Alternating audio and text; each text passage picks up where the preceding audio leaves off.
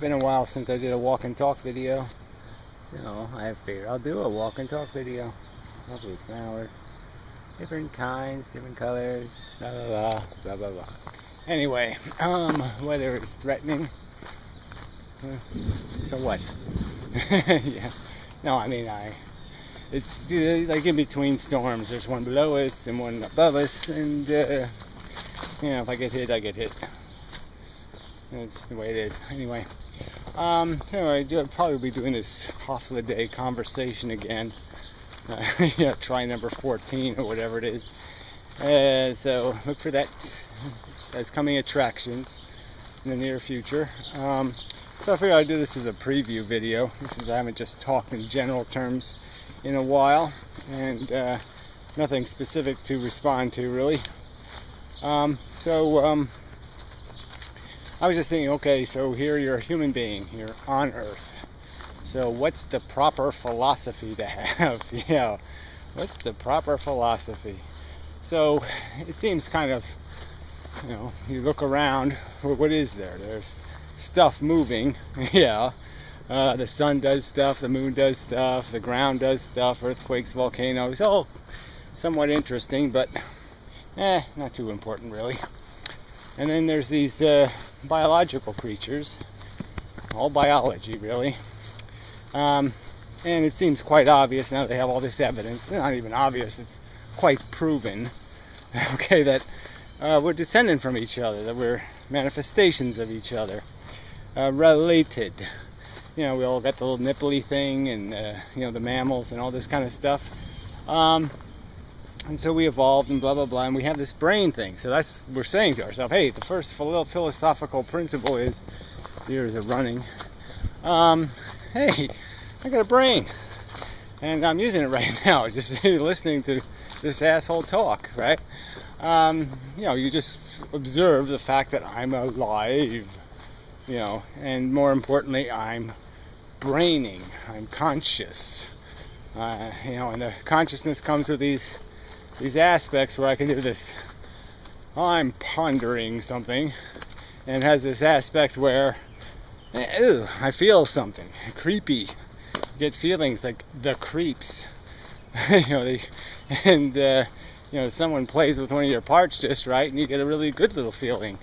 And so you have these good and bad feelings, and these seem to be like really important. I'm not being patronizing on purpose.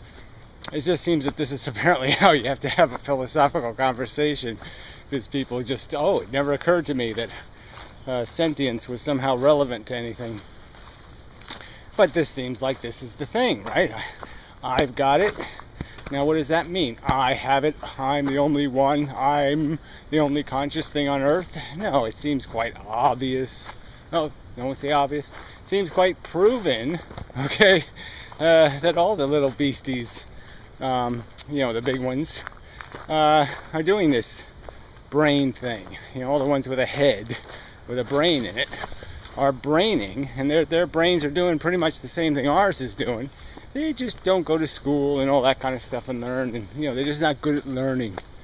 They're a little slow. Braining. So that doesn't seem like necessarily a disqualification for the fact that they still feel, though, because even when I was a little kid and I was pretty dumb, I still was pretty sensual, and I certainly did feel. So now, all right. So philosophically, this seems like, this is solid stuff. Okay, I'm conscious. The other things are conscious. I have feelings. The feelings seem like, of all the stuff I'm doing, like this moving stuff, it's really cool, but it doesn't really mean anything, right? So there's lots of little microbes and things moving about, but they're really not doing any moving in an interesting way. They're just little machines. They're like a dishwasher. And the dishwasher especially has a window in it, and you see the little swirly water. So very interesting, but no, it doesn't really mean much. But this feeling thing, so you start imagining other things doing this feeling thing, and you say, whoa, that's really gnarly. I wonder what they're feeling. Like he's jumping through the air, the deer. He's leaping and bounding. And he's feeling a little anxious. What's that guy doing, talking to some camera thing? Except he doesn't know it's a camera thing. Might think it's a gun thing. Anyway, yeah, he's just not. But he's feeling. He's taking in the air and feeling the world. And that's significant because he can feel good or bad. He can have an arrow in his side and be bleeding out slowly. Or he can be comfortable and relaxed in it's nice weather, nice little chewables around. And yeah, you can have a state or a welfare, a comfort. You can be comfortable or uncomfortable. And so this seems like the significant stuff here, right? What else is there but this, comfortable or uncomfortable? That seems like that's it. Yeah, all this other crap doesn't mean too much, but the comfortable and uncomfortable stuff. If you take away the comfortable and uncomfortable stuff, what's going on here is, you know, it's all jiggly jaggly and moving and stuff, but it doesn't mean anything. It's just a bunch of dirt flying around the planet or something. Just might make a pretty color, might make a pretty ring, but it doesn't mean anything. It doesn't have any value weight or value gravity. So I guess that's what we're seeking here. Is you know, what's got gravity? What's got meaning? You know, and there you go, feeling things. So I just don't see how you could do any of this nihilist stuff or selfish stuff, because you know you're just in the game. You just got popped into it. All the other crap just popped into it. You know, and we're all just need machines trying to get our comfort, trying to not feel bad. Yeah, trying not to feel bad. And the consequence will be probably feeling good, right? You know, there's not a whole lot of choices. If it's not bad, it's probably something called good. And yeah, that's the game we're playing. And sensibly, logically, how else can you play the game? But understanding that the other crap feeling is doing something just as important as what you're doing. That, you know, a broken leg is a broken leg. You know, human to human anyway. And you want to discount animals a little. You want to marginalize their sensitivity. I suppose you can get away with that. But I think it's a rationalization and excuse making. Because I think, you know, their senses are real. That they smell things and they taste things and they hear things even deeper than we do. And so they're feeling life is probably more rich than ours. They're in fact more sensitive and probably need more consideration of their welfare, because the extremeness of their sensations is probably higher than ours.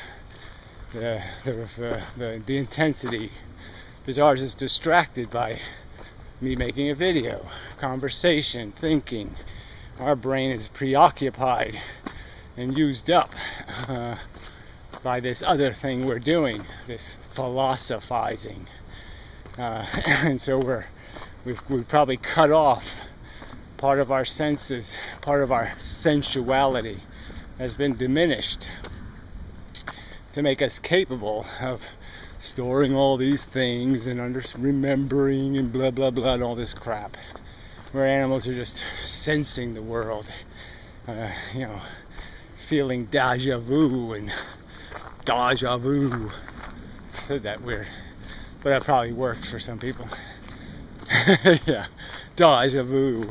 You know, feeling creepy, feeling uneasy, feeling, you know, because they're not doing this cognitive thing. It's identifying, you know, more explicitly categories and properties and, you know, organizing it all in word associations. But that's the game. So I'm saying from that premise, you have nowhere to go.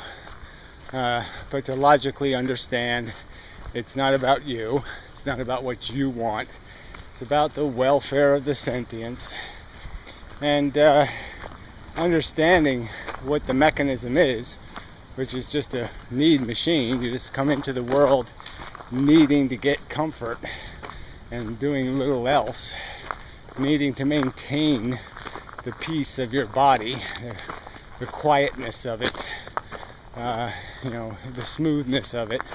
So you just spend all this time exposing a precious lens, let's say, to the harsh elements, and then you spend your life just keep trying to polish it smooth again.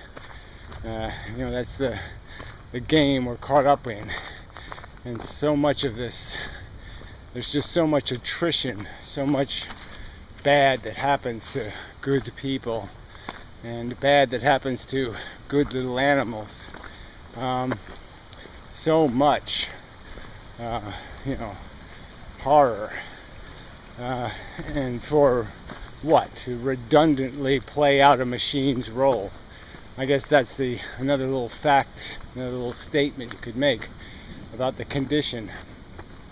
Is this sentience thing, although highly important, is only exist to make us better machines, to make us more functional in a little BattleBot game. It's not there to enrich our experience of the universe. No, it's there merely because it's more conducive to pushing us, forcing us to play the game, getting us addicted and attached and aggressive, and play hard to win. And the only game there is in this town of nature is a gladiator war game. And yes, we as humans can come up with something better, but we haven't. Half of us have, you could say. Maybe half the human beings are somewhat decent, but the other half just keep flushing us down the toilet with their nihilism and their greed and their gluttony and their selfishness, their excuses to be an asshole. Seems all quite doomed. And even if the good guys could win, and we were to play as straight a game as we could play, it's still the same game. It's a live for no reason game. Win for no reason, fight for no reason. Go out and ambition into the world. Ambition for what? To gain a survival completely dependent, in most cases, on the destruction of many other animals and their hardship and pain and suffering. Just to have human beings, you have to have the biosphere, and the biosphere is grinding up sentient organisms in horrific numbers every single day. There's just no way to play the game. It's a nature game. It's a bad game. Make a need, satisfy a part of it. It can't win right from the start. The premise of it is stupid. Dig a hole, and then maybe if you're lucky you'll fill your personal hole. But there'll always be more holes that you dug. They'll never get filled.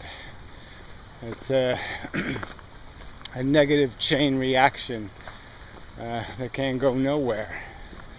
What other metaphor for just a completely, it's got waste built into it, it's got friction built into it. You can't escape it because it's the nature of the game, the desired game. Whatever need you have isn't a necessary need. It doesn't serve or fulfill a need. You can only fix what we break. You can only fix a broken sentience. There's nothing else that can be broken in the universe except a sentience condition. And there's no other profit but to somehow clean up the losses created by life. There's no free lunch, and there's no way to create one that's a bargain. Whatever lunch you create won't be a bargain.